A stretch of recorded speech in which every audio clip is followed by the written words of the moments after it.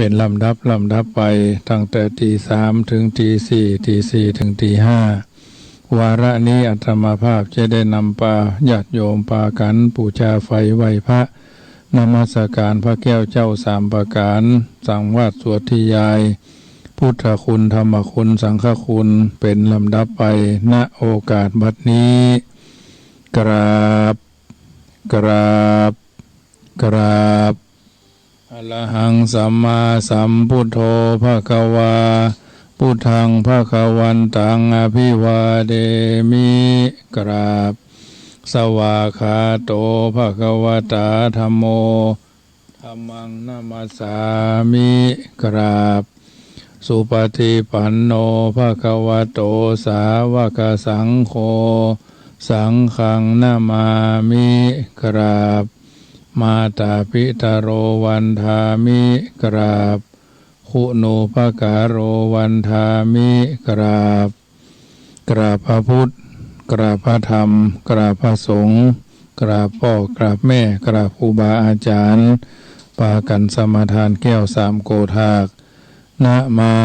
มิพุทธังกุณาสาคารันตังนะมามิธัมมังมุนีราจเตสิตังนะมามิ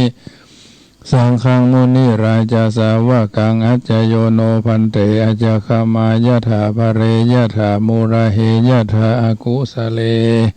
เยมะยังพุทธธรรมาสังฆาเตสุติรัตเนสุอาทิเทวาปัจจุปเนวาอวิวายะทิวาระโหวากาเยนะวาวาจายะวา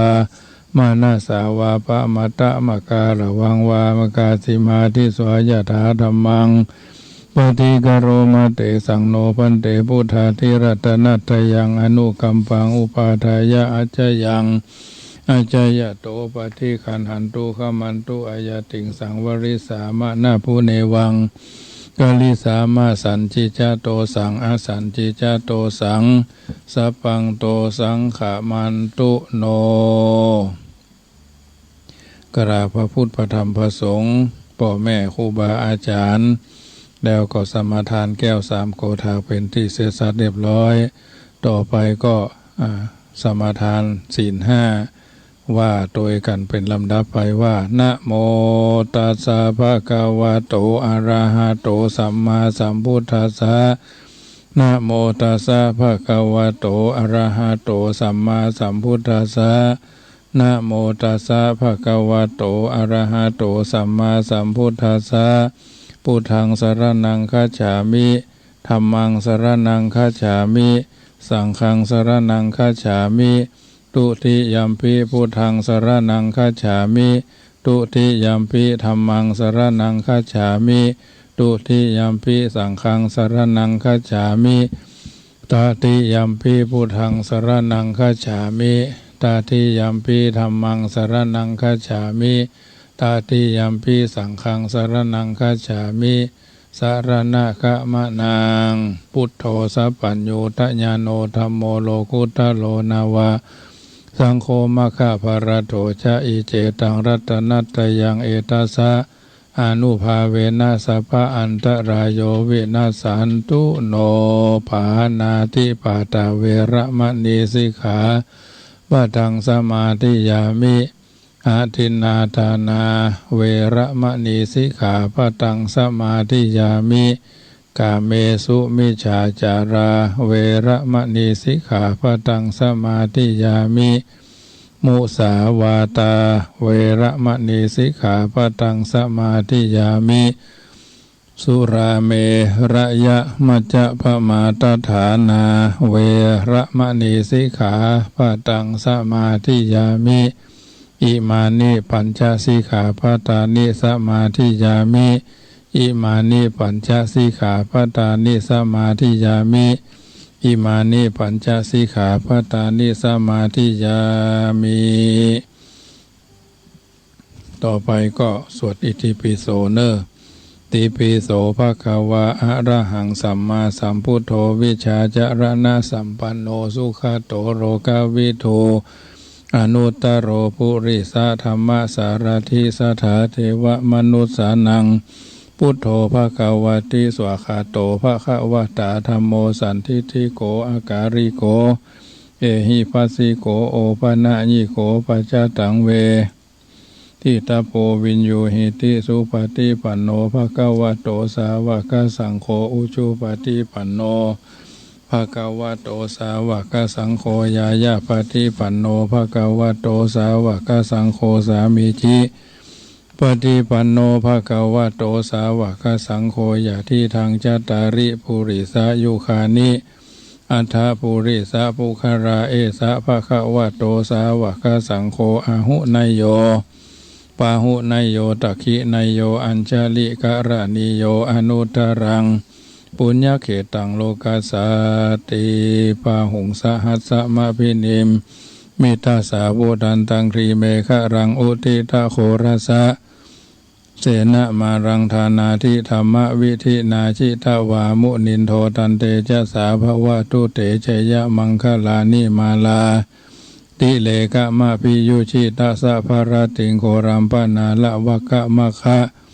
มาทัทายะขังคันติสุทันตวิธินาชิตวามุนินโทตันเตจะสาภวะตุเตเชยะมังคลานินาลาคิลิงคะจะวรังอติมาตาภูตังทาวะคิจักกะมัสนิวะสุธานุรันตังเมตตัมผู้เสกวิธินาชิตวามุนินโทตันเตจะสาภวะตุเตชยมังคลานิอุคิตาคะคะมาติหาทาสุธานุรันตังทาวันติโยชนะพะถังคุลิมาละวันตังอิทีวิสังคตะมโนชิตวามุนินโทตันเตจะสาภวะตุเตชยมังคลานิกัตตวนาคทะมุทรังอิวะคะพินิยาจินจายะทุทะวะจนาจนาขายมะเจสันเตนะโสมะวิธินาชิตวามุนินโทตันเตจะสาภวะตุเตชยมังคลานิสัจจังวิหายามาติสัจจกวาทะเกตุงวาทาพิโรพิตะมานังอติอันทะภูตังปัญญาปฏิปัจจาลิโตชิตวามุนินโทตันเตจะสาภวะตุเตชยมังคลานินันโทปนันทะพุชคังวิพุทธังมหิทิงพุเตนะเถระพุชเคนะธรรมาปยันโตอิทูปเทสวิธินาชิตวามุนินโทตันเตจะสาภวะตุเตชยมังคลานิทุกขาหาทิธิผู้ชาเคนะสุทัตถะหัตถังพระมังวิชุติชุติมิธิภากาพิธานังยานาคะเถนะวิธินาชิตวามุนินโทตันเตจะสาภวะตุเตชยมังคลานิเอตาภิพุทธชยมังคละอัฏฐคาถาโยวาจโนทินะทิเนสระเตมตันติหิตวนะเนกะวิวิธานิจุปัตตวานิโมขังสุขังอธิขมายะนะโรสปัญโยมหาการุณิโกนาโตหิตายะสัพพปานินังปุเรตวาปาระมีสัพพะปัตโตสัมโพธิมุตตมังเอเตนะสัจจวะเจนะโหตุเตชยมังคลังเจยันโตโปธิยามุเรสกยานังนันทิวัฒโนเอวังตวงวิจโยโหหิชยสุชยมังคเรอภราชิตาปลังเกสีเสปทวิโปคะเรอภิเสเกสภะพุทธานังอคปโตปโมทัตติสุนักขตังสุมังครังสุปะภาตังสุหุติตังสุขโนสุมุโหโตเชสุยิถังพระมาจาริสุปทักขินังกายะกัมมังวาจากัมมังปทักขินังปทักขินังมโนกัมมังปณิทิเตปทักขินาปทักขินานิคัตตวานะระพันตเถปทักขิเนบทสวดยานีรัตนสูตรเนาะยานีทัพพุตานิสัมมาคตานิภูมานิวายานิวะอัตตาลิเคสเพวะพุตาสุมานาภวันตุอาโถปิสักกัจจสุนันตุภาสิตาภาสิ สุนันตุภาสิตาตัสสมาหิพุตานิสาเมธาสเพเมตังกโรทะมนุสยาปชายะทิวาจรัตโตจหารันติเยภริงตัสสมาหิเนรคาทะอัปมัตตายังกินจิวิตังอิทวาหุรังวาสเคสุวายังรัตนังปณิตังนาโนสมังอธิตถาคเตนะอิตัมปิพุเทรัตนังปณิตังเอเตนะสัจเจนะสุวัติหนตุขยังวิราคังอมตังปณิตังยะทัชคาสกยามุนีสมาหิโตนะต เตนะธรรมเมนะสมติขินจิอิตัมปิธรรมเมรัตนังปณิตังเอเตนะสัจเจนะสุวัติหนตุยามพุทธเสโธปริวันนายีสุจิงสมาธิมานันตะลิกัญญมาหุสมาธินาเตนะสมโมนวิชติอิตัมปิธรรมเมรัตนังปณิตังเอเตนะสัจเจนะสุวัติหนตุเยภุคาราอัฏฐสตังปัสสถาจัตตาริเอตานิยุคานิหนติเตทัคขินายาสุขาตาสสาวกาเอเตสุทินานิมหาภารานิอิธัมปิสังเครัตนังปณิตังเอเตนะสัจเจนะสุวัติหนตุเยสุปายุตามนาสาทันละเหนะนิกามิโนโคตมัสสาสนัมหิเตปฏิปตาอมตังวิไคหรัฐามุทานิพุติงปุญชมานาอิธัมปิสังเครัตนังปณิตังเอเตนะสัจเจนะสุวัติหนตุยะถินนาขีโลภัตตวิงสิโตสิยาจตุพิวัตเถพิอสัมภคัมปิโยทัตถุปมังสัพพุลิสังวัฏามิโยอริยสัจจานิอเวจปัสสติอิธัมปิสังเครัตนังปณิตังเอเตนะสัจเจนะสุวัติหนตุเยอริยสัจจานิวิภาวะชันติคัมภีรปัญเยนะสุเทสิธานิกิญจามิเตหุนติผู้สัพพมาตานาเตภวังอัฏฐมมาทิยันติอิธัมปิสังเครัตนังปณิตังเอเตนะสัจเจนะสุวัติหนตุสหวัสสะทัสสนะสัมปทายตายจุตัมมาชหิตาภวันติสักกายทิฏฐิวิจิกินจิตัญจะศีลภัตตังวาปิยทัฏฐิกินจิจตุหาปาเยหิจะวิปมุตโตชาจาพิฐานานิอภโภกาตุงอิธัมปิสังเครัตนังปณิตังเอเตนะสัจเจนะสุวัติหนตุกิญจาภิโสกัมมังกโรติปาปะกังกายเยนะวาจายุทธเจตสาวะอภโพโสทัสสะปฏิชาทายะอภปตาทิทัพพทัสสะวุตตาอิธัมปิสังเครัตนังปณิตังเอเตนะสัจเจนะสุวัติหนตุวันะปะคุมเพยถาภุสิตาเคคิมหานามาเสปัทมัสสมิงคิมเหตถูปมังธรรมวรังอเทสยินิพพานะคามิงปรมังหิตายะอิธัมปิพุทเทรัตนังปณิตังเอเตนะสัจเจนะสุวัติหนตุวโรวรัญญูวรโทวราหโรอนุตตโรธรรมวรังอเทสยิอิธัมปิพุทเทรัตนังปณิตังเอเตนะสัจเจนะสุวัติหนตุขินังปุรานังนะวังนัตถิสัมภวังวิรัตจิตายติเกภวสมิงเทหินะพีชาอวิลุลหิฉันทานิปันติทีรายะถายัมปทิโพอิธัมปิสังเครัตนังปณิตังเอเตนะสัจเจนะสุวัติหนตุญาณีทัพพุตานิสมาคตานิภูมานิวายานิวะอัตตาลิเขตถาคตังเทวมนุสปุจิตังพุทธังธัมมังสังฆังนามาสามาสุวัติหนตุรัตนสุตตังติปิโสมหาชัยเนติปิโสภะคะวะทานะบารมีสัมปันโนทานะอุบะบารมีสัมปันโนทานะบารมัทธาบารมีสัมปันโนมหาชัยยะปะกะโรวะระเมนะโตวัตตโสธัมมากัลลยานาทีวิปัสสนาคาโตโสภะคะวะอิติปิโสภะคะวะศีลบารมีสัมปันโนศีลอุบะบารมีสัมปันโนศีลบารมัทธบารมีสัมปันโนมหาชัยยะปะกะโลวะลาเมนะโตวัตตโสธัมมากัลลยานาทีวิปัสสนาคาโตโสภะคะวะอิติปิโสภะคะวะเนคัมมะบารมีสัมปันโนเนคัมมะอุบะบารมีสัมปันโนเนคัมมะบารมัตถบารมีสัมปันโนมหาชัยยะปะกะโลวาลาเมนะโตวัตตโสธัมมากัลลยานาทีวิปัสสนาคาโตโสภะคะวะอิติปิโสภะคะวะปัญญาบารมีสัมปันโนปัญญาอุบะบารมีสัมปันโนปัญญาบารมัทธบารมีสัมปันโนมหาชัยยะปะกะโรวะระเมนะโทวัตตโสธัมมากัลลยานาทีวิปัสสนาคาโตโสภะคะวะอิติปิโสภะคะวะวิริยะบารมี สัมปันโนวิริยะอุบะบาลามีสัมปันโนวิริยะบารมัตถบาลามีสัมปันโนมหาชัยยะภากโรวาราเมนะโทวัตโสธรรมกันลยานาทีวิปัสสนาคาโตโสภะคะวาอิติปิโสภะคะวาขันติบารมีสัมปันโนขันติอุบะบารมีสัมปันโนขันติบารมัตถบารมีสัมปันโนมหาชัยยะภากโลวาลาเมนาโทวัตโสธรรมกันลยานาทีวิปัสสนาคาโตโสภะคะวาอิติปิโสภะคะวาสัจจะบารมีสัมปันโนสัจจะอุบะบาลามีสัมปันโนสัจจะบารมัตถบาลามีสัมปันโนมหาชัยยะภากโล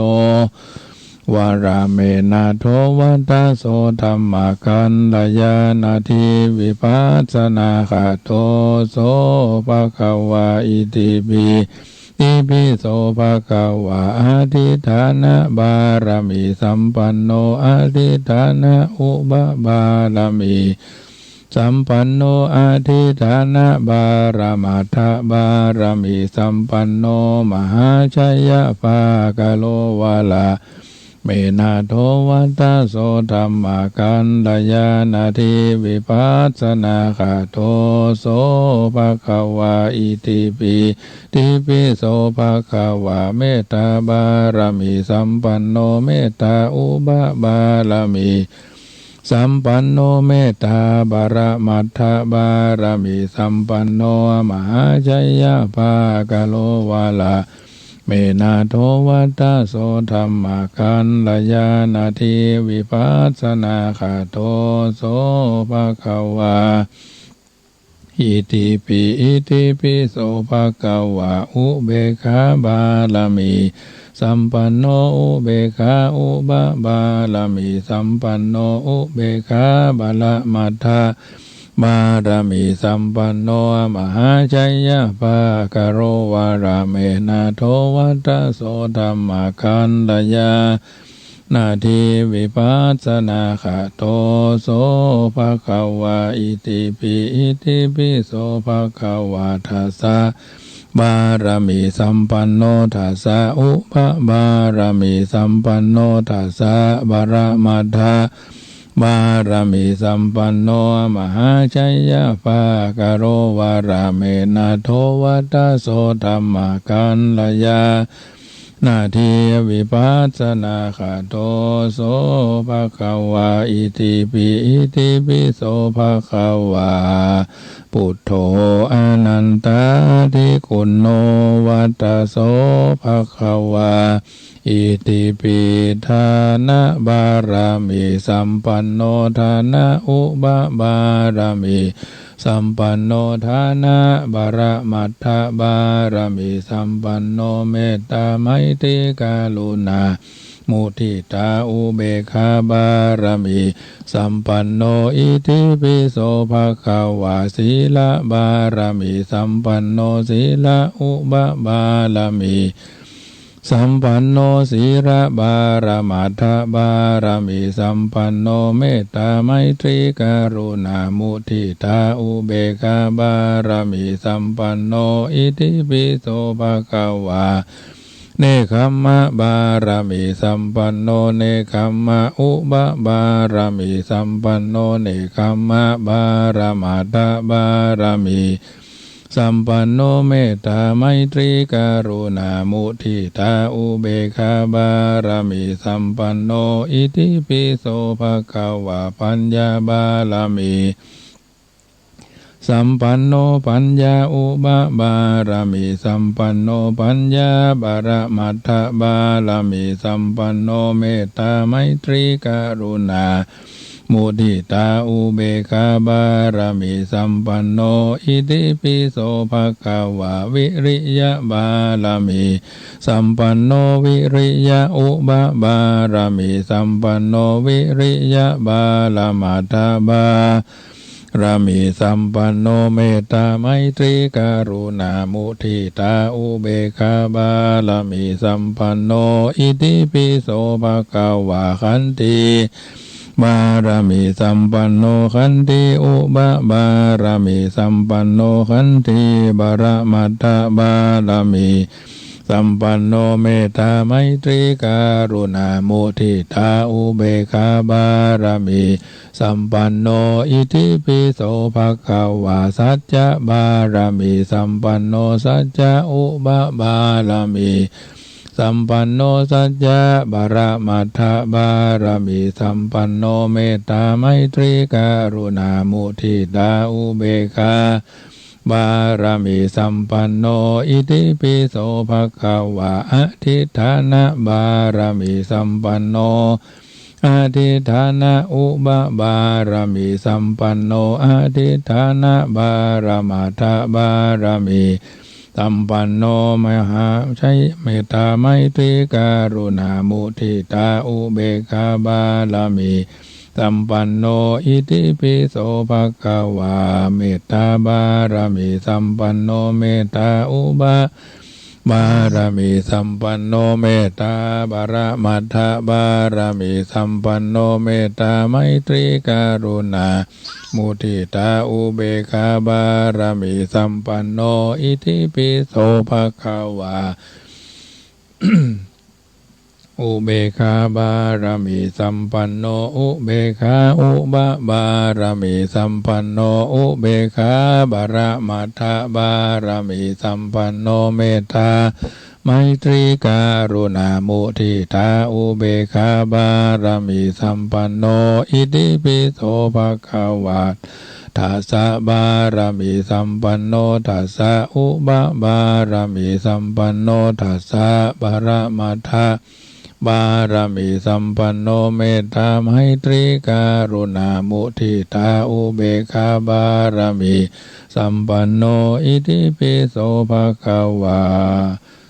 พุทธังสารนังคัจฉามิธัมมังสารนังคัจฉามิสังฆังสารนังคัจฉามินะมามิหังอุเททายัญจักขุมาเอกราชาหาริสวรรณโนปัทวิปปาโสตังตังนามัสสามิหาริสวรรณังปัทวิปปาสังทยชะคุตาวิหาเรมุทิวสังเยพรหมนาเวทะคุสัพพะธรรมเมเตเมนะโมเตจะมังปะระยันตุนะมัตถุพุทธานังนะมัตถุโพธิยานะโมวิมุตตานังนะโมวิมุตติยาอิมังโสปะริตังกัตตวาโมโรจารติเอสนาอัตถิโลเกสีละคุโนสัจจังโสจยานุทยาเตนะสัจเจนะกาหามิสัจจกิริยะมนุตตรังอวจิตวาธรรมะพรังสริตวาบุภเกชิเนสัจจะพระมวัสสายาสัจจกิริยมกาสหังสันติปะขาอปัตตนาสันติปาทาอวัญจนามาตาปิตาจานิขันธาจาตเวทปฏิกามะสหสเจกเตไมหังมหาปัจจริโตสิขีวเจสีโสรสากรีสานิอุทกังปัตตวายถาสิขีสัจเจนะเมสโมนัตติเอสาเมสัจจปารมีติเมตตโยอุตตโลรามโมปัสเสโนโกสราภิโพทีฆาโสนะจะสังกิโจสุโพโตทยพรหมโนนาราคิลีปะลิลโยโพธิสัตตาอิเมทัสสะอนุกาเมนะสัมโพธิงปาปุนิสันติอนาคเตเตนะสัจจวเจนะโหตุเตชยมังครังสุวรรณภูมิงกัตตวานะโสนุตตรามหิทิกาปิสาเอวะวิธามิตาพระมาจารังอเตสะโยงต่อไปคาถาปูจาพระเจ้าพุทธทันใจเนอะตามาหังคีปาจิตาพุทธังอาภิปูชยามีข้าพระเจ้าขอปูจาอย่างยิ่งซึ่งพระพุทธเจ้าฉับพลันทันใจพระองค์นั้นตะมหังคีปาจิตาพุทธังศิลสานามามิข้าพเจ้าจะขอนอบน้อมซึ่งพระพุทธเจ้าฉับพลันทันใจพระองค์นั้นด้วยเสียงกล่าวคิปจิตาพุทธานุภาเวนะสทามหายโสภวันตุเมด้วยอานุภาพ แห่งพระพุทธเจ้าฉัพพลันทันใจข้าขอยศศักดาจงมีแก่ข้าในกาลทุกเมื่อขีปาจิตาพุทธานุภาเวนะสัทธามหาลาโภภวันตุเมด้วยอานุภาพพระพุทธเจ้าฉัพพลันทันใจขอมหาลาภาจงมีแก่ข้าพระเจ้าในกาลทุกเมื่อขีปาจิตาพุทธานุภาเวนะสัทธาโสถีภวันตุเมด้วยอานุภาพพระพุทธเจ้าฉัพพลันทันใจขอความสวัสดีจงมีแก่ข้าพเจ้าในกาลทุกเมื่อปูจาพระอรหันต์บันดาลโชคลาภมั่งมุนตุนเต้าพระมหากัจจายนะมหาลาภพระศิวลีมหาลาภพระมหาอุปคุตมหาลาภว่ามหาลาภามหาเถรามหาลาภาอริยาอิทัปปากตาอุตมะศีลสัมปันนานระเทเวหิปูชิตามหากัจจายนะเถโลมหาลาโภจะสีวลีอิทิโกอุปาคุตโตติวรนาเมนะวิสุตตาวันธามิหังตโยเทเลมหาลาภะปัสสาธิเกเตมาราปัจจยาทีหิภูชารหาสุมานิตามหาราภาอุปชันตุไมหังสการะการิโนคะมนาคะมะนังนะไมหังสังวัตตุวาโสตินาวานิจังพุทธธรรมถังเวปุรังอธิคัจจตุวันธามิหังตโยเทเลสิลาสาติภาคารโวสภาการเรนะธรรมถาปัทนาเมสมิจจตุมหาเถลานุภาเวนะสภกิจังสมิจจตุมหาเถลานุภาเวนะสภกิจังสมิจจตุสักการานุภาเวนะมหาลาภาภวันตุเมติมหาการุณิโกนาโตหิตายะสัพพปานินางภูเรตวาภารมีสัพพปโตสัมโพธิมุตตมังเอเตนะสัจวะเจนะโหตุเตชยมังคลังอหังสุขิโตโหมิอหังอเวโรโหมิอหังอภยาปโชโหมิอหังอนีโคโหมิอหังสุขีอัตนังปริหารามิพระพุทธังล้างหน้าพระธรรมังร่างทุกพระสังฆเจ้าเพิ่มสุขยาตรายามีสวัสดีมีชัยอิติปิโสภควาพระพุทธังพระยอดแก้วพระพุทธเจ้าเกิดแล้วอิติปิโสภควาพระธรรมังพระยอดแก้วพระธรรมเจ้าเกิดแล้วอิติปิโสภควาพระสังฆังพระยอดแก้วพระสังฆเจ้าเกิดแล้วอิติปิโสภควาสิทธิพุทธังกิจจังมะมะผู้คนไหลมานะชาลีติสิทธิธรรมังจิตตังมะมะเข้าของไหลมานะชาลีติสิทธิสังฆังจิตตังมะมะเงินทองไหลมานะชาลีติสัทธาโสถีพระวันตุโวขอสัพพมงคลใดๆในโลกล้วนสวัสดีจงมีแก่ท่านสาธุชนคนดีผู้มีทานมีศีลมีภาวนามีศีลสมาธิปัญญาอยู่ในจิตอยู่ในใจรุ่งเรืองก้าวหน้าในสิ่งอันพึงปรารถนาจุเมื่อเจียววันชุคนชุท่านนั่นจุงจักมีเตี้ยงแท้ดีหลีแสงพระธรรมนำทางสว่างโลกนำพ้นโศกทุกข์ภัยในสงสารส่องสันดานแจ่มจรัสปัดมืดมนพุทธองค์ทรงเมตตามาตรัสบอกชี้ทางออกเวไนยสัตว์ผู้ขัดสนด้วยประทีปเสียงธรรมนำทางดลจนหลุดพ้นตรัสรู้สู่นิพพานพุทธองค์ทรงคู่ผู้พิภพมิได้พบหลบมิได้หลบหลีกลี้หนีไปไหนทรงสถิตในท่ามกลางดวงหไทยของผู้ใฝ่ศีลธรรมพร่ำภาวนาหากผู้ใดเห็นธรรมตามทรงชี้ชื่อว่ามีจักษุญาณที่หาญกล้าทรงพาทีว่าผู้นั้นเป็นเห็นศาสดาพระสัมมาทรงชอบผู้ใฝ่ธรรมจะทำอย่างไรจะห่างไกลจากทุกข์หากเจอสุขแต่ไม่รู้อยู่ที่ไหนหากปลดทุกข์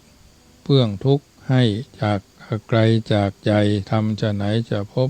จะประสบพบหนทางมีเพียงคำพระสัมมาตรัสว่าไว้ทุกนั้นเกิดที่ใจให้ถากถางด้วยการละปลดปล่อยปลดปลงให้อภัยจะปล่อยวางนี่เป็นทางสลัดทุกข์เกิดสุขใจวิริเยนะทุกขมัจเจติคนจะล่วงทุกข์ได้ก็เพราะว่าความเพียรญาติโยมสาธุชนท่านผู้ฟังทั้งหลายพระศรีสักยะจอมมุนีทรงฤทธีทางใจแผ่ไพศาลทรงชนะจอมโจรองคุริมานผู้ระรานถือศาสตราไล่ฆ่าฟันโดยเดชะพุทธชัยอันใหญ่ยิ่ง ขออ้างอิงเป็นองค์เอกช่วยเสกสรรช่วยพรชัยมิ่งมงคลดลเร็วพันให้ทุกท่านจงโชคดีนิรันดรปัญจสิกขาพุทธากล่าวไว้คือเป็นไม้ใต้สองโลกโลกีคือมวลมนุษย์พองพุทธใส่สี่องค์พระมุนีคือมีศีลห้าสร้างสมกุศลผลบุญหอมป้อปัญจศีลาใหญ่ล้ำพระพุทธองค์ทรงฮือวาทะศีลเป็นเบื้องต้นความดีประมุขธรรมะมกะวิธีคือเป็นของดีสืบไปหน้าสืบไปหน้าญาติโยมสาธุชนท่านผู้ฟังทั้งหลายปากันเจ้าวันนี้ก็เป็นเจ้าวันจันทร์คนเกิดวันจันทร์นี้ชอบต่างกามารมณ์นิสัยอ่อนโยนมีเสน่ห์เจ้าชู้คนเกิดวันจันทร์หากินครับกำอู้เกิดเป็นคนเจ้าชู้ชอบมีสามีภรรยาหลายคนง่ายใจดีนี้ฮักพี่ฮักน้องเพื่อนฝูงเดือดร้อนเปิ้งปะอาศัยได้สบายเป็นนายเจ้าแม่นายเป็นคนหัวสมัยชอบค้าขายลายล่องนิสัยขี้อู้เจ้าของหมู่เจ้าของจมูกก็ฮักก็หุมจิตใจสุขุมนี่ฮักความถูกต้องคนเกิดวันจันทร์นี้ปากหวานอ่อนน้อมชอบอู้หวานล้อมและเอาใจคนเก่งแฮมกำเดียวระดับอาเซียจะได้เมียขี้ข้างคนจะได้เมียขี้ขางสามีขางแล้วก็คนเกิดวันจันทร์เป็นคนมีเสน่ห์เตี้ยงแต้ประการใดตั้งใจเอาไปไตร่ตรองพินิจพิเคราะห์ตามตนตัวพัฒนาเอาเนอะญาติโยมสาธุชนสะดุ้งตื่นเมินตาเข้ามาแล้วตั้งตัวตั้งตนเฮามีจุดขายเฮามีหลักเกณฑ์เฮามีหลักการเฮามีหลักแหล่งเฮามีหลักธรรมที่จะดำเนินชีวิตเฮาก้าวไปสู่จุดประสงค์และเป้าหมายโดยประการะทั้งปวงญาติโยมสาธุชนท่านผู้ฟังทั้งหลายคนเฮาเกิดมาเป็นชาวพุทธมาพบพระพุทธศาสนาหน้าที่ภาระของเฮาต้องมีไว้ในตนตัวในการกระทำความดีเป็นประจำมีที่บ้านเมืองต้องวุ่นวายไม่สะอาดโดยคนขาดศีลธรรมซ้ำมักง่ายเอาแต่ใจเห็นแก่ตัวมั่วอบายมุ่งทำลายแข่งแย่งแข่งดีกันหากเรามีจริยธรรมประจำจิตคุมชีวิตด้วยวินัยไม่เหหันประพฤติดีมีคุณธรรมนำชีวันย่อมสร้างสรรค์สังคมสุขร่มเย็นชาวพุทธทุกท่านอยู่ในสังคมแห่งการอยู่ร่วมอย่ามองคนอื่นสูงกว่าตัวเองจะเกิดปมด้อยอย่ามองคนอื่นต่ำกว่าตัวเองจะเกิดทิฏฐิ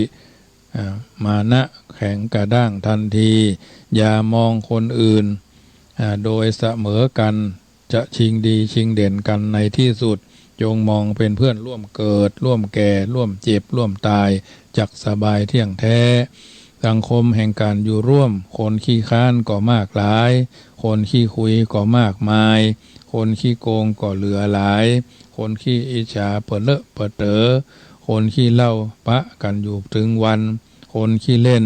ปะพ่องปะหลายเพราะมันลบเลี่ยงเกี่ยงหนีญาติโยมสาธุชนท่านผู้ฟังทุกท่านน้ำธรรมคำสอนส่วนแห่งจริยธรรมส่วนแห่งคุณธรรมส่วนแห่งปฏิบัติธรรมจะนำปาคือเขาท่านทั้งหลายอยู่ในสังคมแห่งการอยู่ร่วมอยู่กันอย่างปี้ดีกันอย่างน้องปรองดองกันเหมือนญาติชาติประเทศก็จะเจริญพระพุทธศาสนาก็จะรุ่งเรืองวันนี้เป็นวันจันทร์เริ่มต้นแห่งการทำงานตัวตนเขาท่านทั้งหลายก้าวไปสู่การงานที่จะเป็นความจริงญาติโยมสาธุชนทำทั้งปวงที่เขาก็เป็นของเขาอย่างนั้นเขาเกิดในสังคมเขาเกิดมาในสังคมแห่งการอยู่ร่วมบางทีบางประการเขาอยู่เพื่อได้เพื่อมีเพื่อทำอย่างนั้นผู้ฉลาดในประโยชน์เป็นว่าพระพุทธเจ้าทรงแสดงหลักธรรมที่ท่านผู้ฉลาดในประโยชน์ยึดถือปฏิบัติได้คนที่สามารถสัมผัสในทางประสาทสัมผัสเช่นเดียวก็คือว่าคนประเภทที่เรียกว่าตั้งตนไว้ในทางที่ชอบตามพระสูตรพระว่าบัณฑิตสมณะคนที่ควรบูชาก็ดีสถานที่จัดว่าเป็นปฏิรูปประเทศตามสมควรแก่ฐานะคนพาลก็คือคนที่ประเภทที่บ่ใช่บัณฑิตบ่ใช่สมณะบ่ใช่คนควรบูชา ล้วนมีปรากฏในโลกคือหันได้ยินทุกสมัยไม่ใช่แต่ปัจจุบันวันนี้ท่านเหล่านั้นคือท่านที่ตั้งตนไว้ในทางที่ชอบคือดูเป็นตัวอย่างมองกาละหรือมงคลจำแนกคือพิสดารเป็นเสียงสะท้านเป็นเสียงสะท้อนพฤติกรรมของคนที่ตั้งตนไว้ในทางที่ชอบสามารถปฏิบัติธรรมสมควรแก่ธรรมคุณธรรมหน้าที่ทัศนะต่อสิ่งที่ตนสัมผัสตามสมควรแก่กาลสถานที่บุคคลกลุ่มคนความเหมาะสมตามสมควรที่เมื่อแสดงออกมานั่นก็คืออาการของคนที่ตั้งตนไว้ชอบประเด็นต่อมาค่อนข้างจะท้าทายมากเป็นพิเศษการสามารถแยกคนพาลกับบัณฑิตถ้าบัณฑิตเขาก็คบไปเรื่อยๆถ้าคนพาลเขาก็ห่างเว้นหมาคือปอศอกเว้นบอกคือปอวาเว้นคนปลาไก่เท่าใดสบายใจเท่าอันเพราะฉะนั้นญาติโยมคนมีปัญญาระดับรักษาตนเป็นต้นก็คือตั้งตนไว้ชอบคุณธรรมที่เป็นส่วนเหตุและส่วนผลหลักการควบคุมวิถีชีวิตที่จะดำเนินไปในทางที่ชอบจึงสรุปรวมที่การศึกษาการได้ยินได้ฟังการตั้งตนไว้ชอบก็เป็นสิ่งที่ทุกคนจำเป็นจะต้องทำตัวทำตนตัวตนอยู่ในสังคมแห่งการอยู่ร่วมกันอยู่อย่างกันอย่างพี่ดีกันอย่างน้องปองดองกันเหมือนญาติชาติประเทศก็จะเจริญพระพุทธศาสนาก็จะรุ่งเรืองไปตามลำดับอันนี้ถือว่าทุกคนได้เกิดมาเป็นชาวพุทธมาพบพระพุทธศาสนาตั้งตนในทางที่ชอบประกอบตนในทางที่ดีชอบด้วยเหตุด้วยผลตั้งตนในทางที่ดีคือดีทั้งต่อหน้าและรับหลังไม่กวัดแกว่งแสวงหาสิ่งที่บดีบางามบางทีบางครั้งบางเตื้อบางโอกาสเราอยู่ในสังคมต้องปรับเพื่อดีปรับเพื่อเข้าใจปรับเพื่อถูกต้องมากกว่าถูกใจ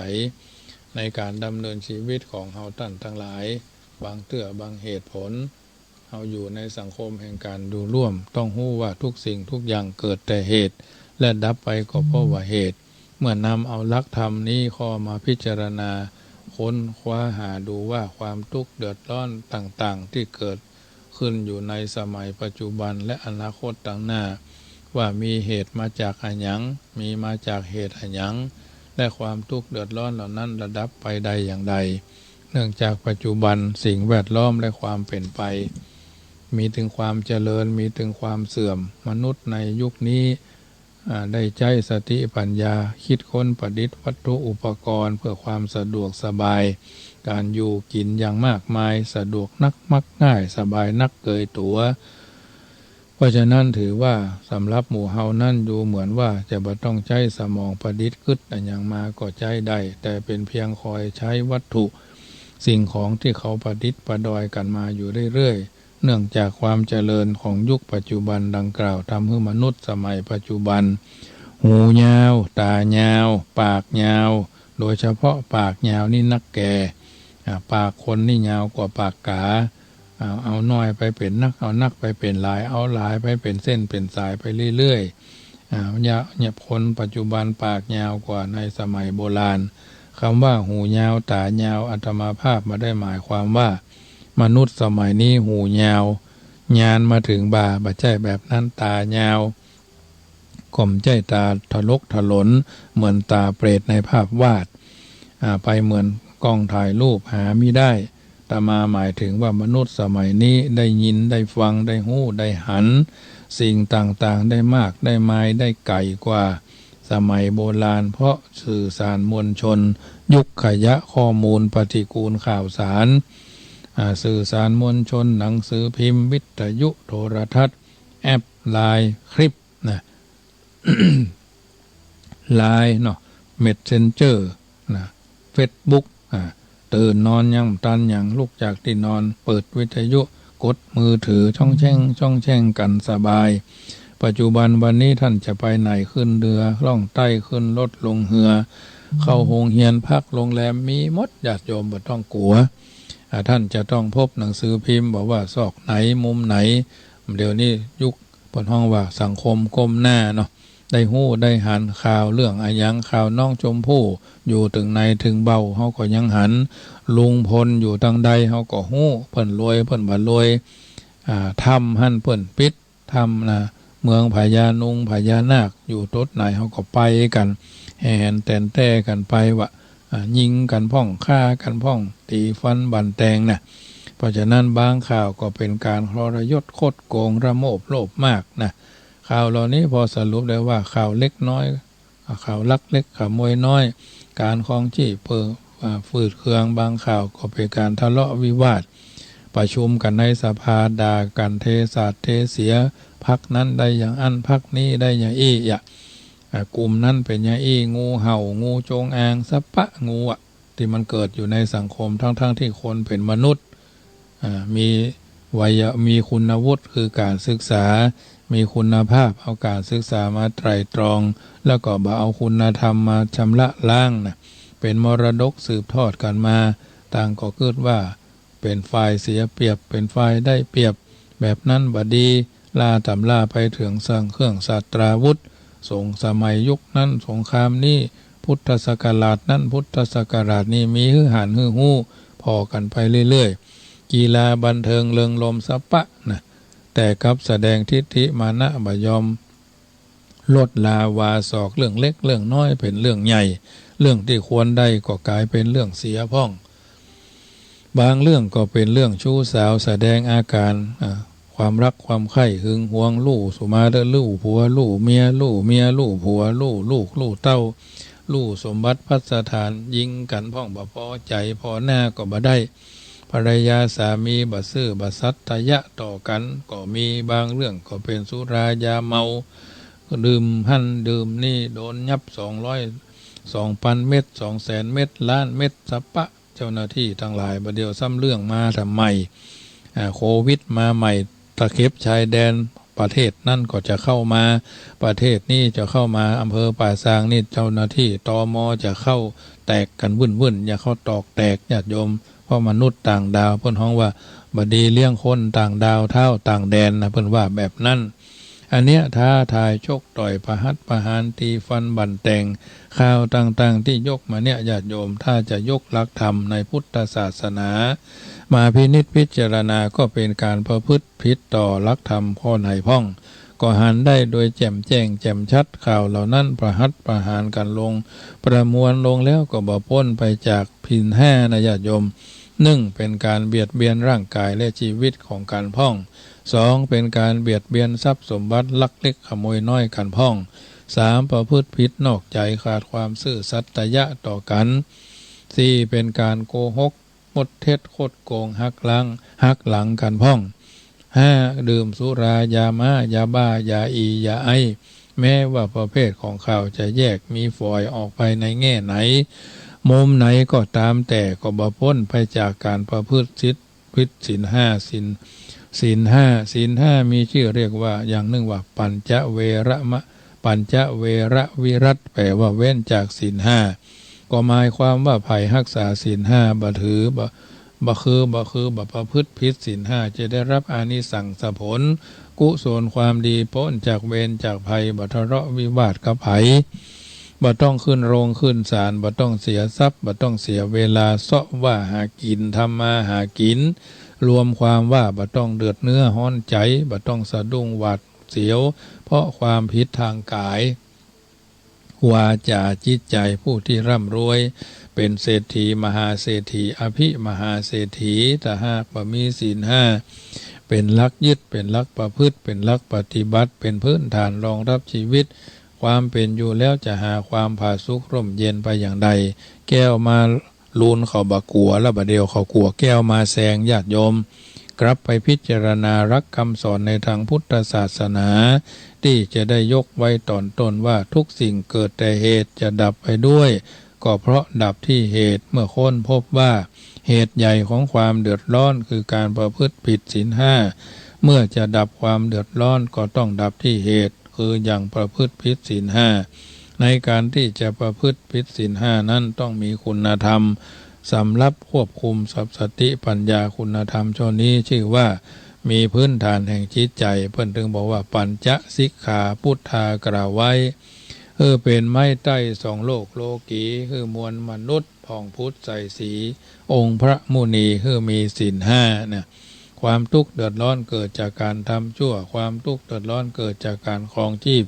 ฝืดเคืองเป็นต้นสาธุชนคนดีทั้งหลายอันนี้ญาติโยมเฮาต้องมีความมั่นคงมั่นในการประกอบการงานเลี้ยงชีพในการศึกษาหาความรู้ใส่ตัวในการทำธุรกิจหน้าที่คือรู้จักรักษาหน้าที่การงานรู้จักทรัพย์รักษาทรัพย์ที่แสวงหามาได้ส่วนไหนควรใจส่วนไหนควรเก็บรู้จักจ่ายทรัพย์คือเหมาะคือสมควรกับฐานะหน้าที่บ่ฮือฝืดเคืองนักบ่ฮือฟุ่มเฟือยนักมีร้อยจ่ายร้อยหมดฉิบมีร้อยจ่ายสิบเหลือหลายมีร้อยจ่ายพันวอดวายรู้ใช้รู้จ่ายสบาย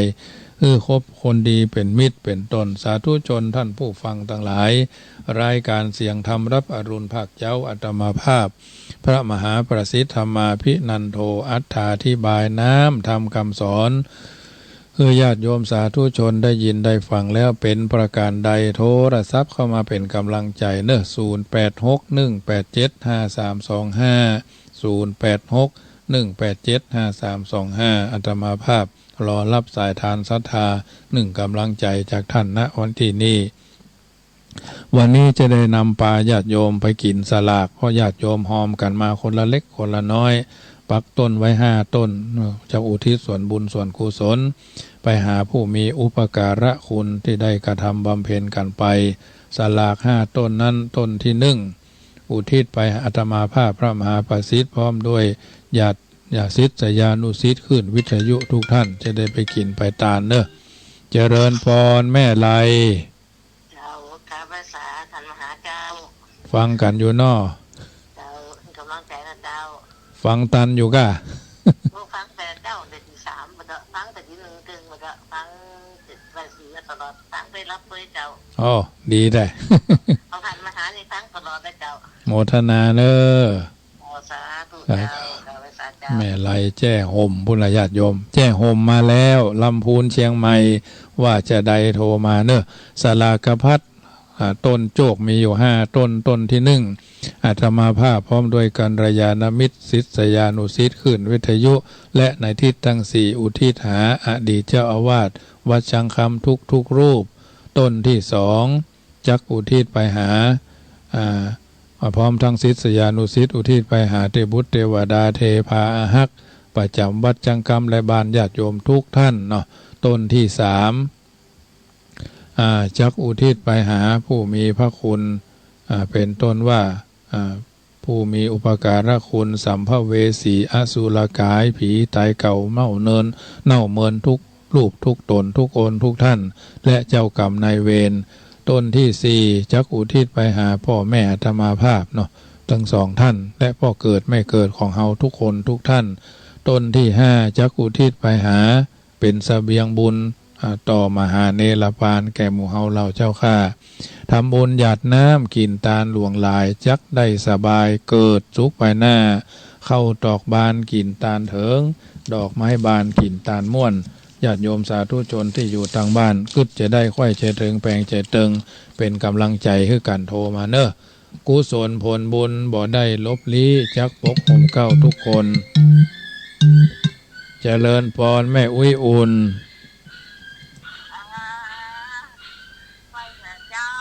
ฟังกันอยู่ต้อ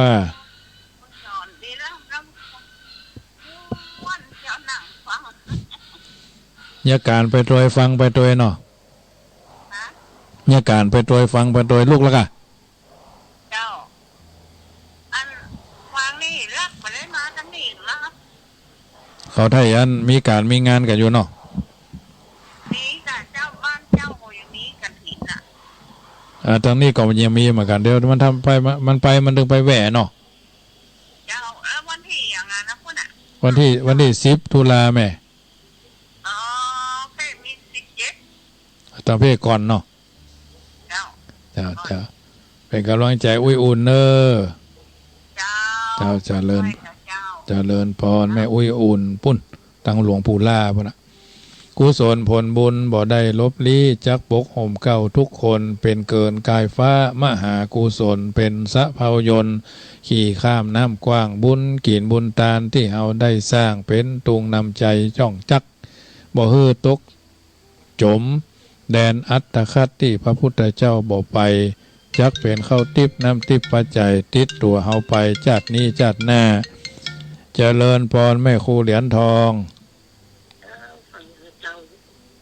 หายใจตั้นอยู่กะ ก็ตันเนาะ มันไปของมันเรื่อยๆโมทนาแม่ครูเนอเจ้าเป็นหอวิมานรอเฮาอยู่ท่าตามผ้าธนากึดไว้ปลาตัวลวงจั่งตายน้ำตื้นบ่เหมือนปลาน้อยซิวใสตัวใหญ่แต้ๆบ่แป้น้ำไหลจั่งห่มถูกใส่ตายเพื่อซ่อล่อได้หันได้หู้ได้อู้ได้เขียนได้ห้ำได้เฮียนวิชาเอกอ้างได้ใจปัญญาฟ้าฟันสรรสร้างหากินตามต่างมนุษย์บ่โกงไผกินถือศีลพระพุทธสุจริตสู้ชีวีถึงจนยากไร้จงฮักในศักดิ์ศรีหวังทำความดีสืบไปหน้าสืบไปหน้าเจริญพรโยมแม่สันทรายฟังเห็นเจ้าฟังกันอยู่นอเป็นกำลังใจคือกันนอเจ้าเป็นกำลังใจเจ้าโมทนาเนอแม่ยังก็ไม่บอกแม่สมบัติเนาะโมทนาเนอเอาอนุโมทนาแม่สมบัติสันทรายอันนี้เพิ่นก็โทรมาเป็นกำลังใจให้ทุกคนวันนี้จะได้ไปกินสลากที่วัดพระพุทธบาทตากผ้าตักต้นไป5ต้นเอาบุญเอากุศลมาเนอะญาติโยมจะได้เป็นปัตตานุโมทนาไมเนอะญาติโยมเมื่อค่ำยามคืนวันนี้เราบ่ได้ปะกันเพราะว่าธรรมาภาพติดศาสนกิจไปแสดงธรรมเพราะอาจารย์วัดหนองสมณะเพิ่นถึงแก่กรรมอายุ79เนาะก็จะได้ไปเทศนาธรรมลูกบ่าวเพิ่นเคยมากินมาตาลก็เลยนิมนต์ไปโพดไปผายเลยกลางคืนวันนี้บ่ได้ปะกันตึก6 โมงเมื่อแรงเนอะบ่าย2วันนี้ก็ยัง50เพราะว่ากินสลากอาจจะยืดเยื้อนะญาติโยมอันนี้ก็อาจจะบ่ได้เข้าก็บ่ได้เข้าก็ยังบอกว่านะบ่าย2ถึงบ่าย3คืน96แต่วันนี้ญาติโยมทั้งหลายจบรายการของคืน104แล้วก็เดี๋ยวปะกันที่ในที่วันเนาะตลอดจนโมเดิร์นเรดิโอแม่สวย FM ละปูนแล้วก็คนป่าซางลูกทุ่งเชียงใหม่ตลอดจนวัดน้ำบ่อหลวง8ขึ้นวันเจ้าหลังจาก6:05เป็นต้นไปถึง6:55วันนี้สมสมัยได้เวลาอิมินากาตะบุญเยนะโดยบุญกุศลที่เฮาตั้นทั้งหลายได้ฮือการฟังน้ำฟังธรรมอาตมาภาพได้เทศนาธรรมเอาน้ำทำคำสอนความหู้จากครูบาอาจารย์ความหู้จากตำรับตำราความหู้จากวิจัยวิเคราะห์ภาคเพียรเฮียนมาโดยวิชาปัญญาตนตัวได้เอามาคิดเอามาอธิบายบางอย่างเป็นนิทัศนะอุทาหรณ์บางอย่างเป็นคติเตือนใจอันใดดีก็เก็บเอาไปนิสัมมะการนังใส่โยไข้ควรเหี่ยก่อนจึงนำไปคิดพิจารณาเฮาตั้นทั้งหลายสมควรสมกล้าว่ามีพระพุทธเจ้าเป็นผู้นำมีพระสัทธรรมเป็นแผนที่มีพระอริยสงฆ์เป็นผู้ชี้ตัวเฮาคือแหล่งแห่งการทำดีและก็ทำชั่วดีชั่วอยู่ที่ตัวเฮาทำสูงต่ำอยู่ที่เฮาทำตัวสะทาโสถีพระวันตุโวพุทโธบังซ้ายธัมโมบังขวาสังโฆบังกายาอะละหังบังเกสาอะละหังพุทโธนะโมพุทธายะอายุวันโนสุขังพะลังธรรมเทศนาตานังนิปานะปัจจโยโหตุโวนิจจัง